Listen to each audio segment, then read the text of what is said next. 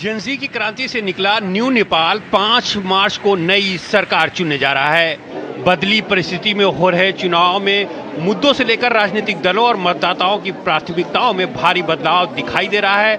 16 फरवरी से शुरू हुआ चुनावी अभियान अपने चरम पर है। ये चुनाव 2008 में राजशाही की समाप्ति के बाद नेपाल के सबसे अहम चुनाव में गिना जा रहा है। पिछले साल भ्रष्टाचार और सोशल मीडिया पर प्रतिबंध को लेकर जेनजी के हिंसक आंदोलन के बाद केपी शर्मा ओली के प्रधानमंत्री पद से इस्तीफा देने की वजह से ये चुनाव कराए जा रहे हैं। प्रदर्शनकारियों ने जवाबदेही, पारदर्शिता और आर्थिक सुधार की मांग की। इस आंदोलन में शामिल रहे कई लोग पहली बार चुनाव लड़ रहे हैं। ये उम्मीदवार नेपाल की युवा आबादी की उम्मीदों का प्रतिनिधित्व करने की सोच के साथ मैदान में है। इनकी नजर 10 लाख नए मतदाताओं पर है।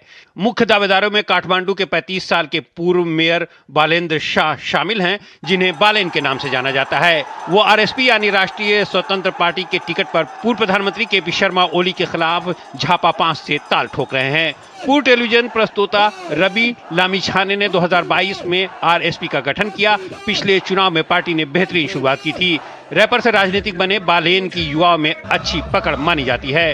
वहीं जेनजी आंदोलन में राजनीतिक नुकसान उठाने वाले केपी शर्मा ओली ने कम्युनिस्ट पार्टी ऑफ नेपाल पर अपनी पकड़ मजबूत कर ली है। उन्हें पिछले साल दिसंबर में पार्टी का दोबारा अध्यक्ष चुना गया। वे एक मजबूत दावेदार माने जा रहे हैं। वहीं एक और पूर्व प्रधानमंत्री पुष्प कमल दहल प्रचंड ने नवंबर 2025 में 10 अन्य दलों के साथ मिलकर एक नया गठबंधन तैयार किया है। देश की सबसे पुरानी पार्टी नेपाली कांग्रेस की कमान गगन थापा के हाथों में है। उन्होंने हाल ही में पूर्व प्रधानमंत्री शेख बहादुर देउबा के खिलाफ विद्रोह कर दिया था। राष्ट्रीय प्रजातंत्र पार्टी भी मौजूद है, जो राजशाही की समर्थक है और पूर्व राजा ज्ञानेंद्र शाह को अभी भी कुछ जगहों पर समर्थन मिल रहा है। उजियालो नेपाल और श्रम शक्ति पार्टी जैसी नई पार्टियों ने बदलती जनसंख्या संरचना और उसकी मांगों के मुताबिक 40 साल से कम आयु के उम्मीदवारों को तवज्जो दी है। नेपाल के संघीय संसद में 2 सदन होते हैं। निचले सदन को प्रतिनिधि सभा और ऊपरी सदन को राष्ट्रीय सभा कहा जाता है।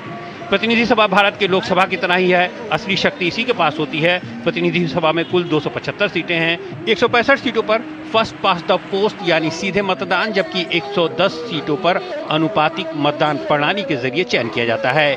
भ्रष्टाचार, राजनीतिक स्थिरता, सुशासन, आर्थिक सुधार और सामाजिक न्याय जैसे मुद्दे चुनाव में छाए हुए हैं।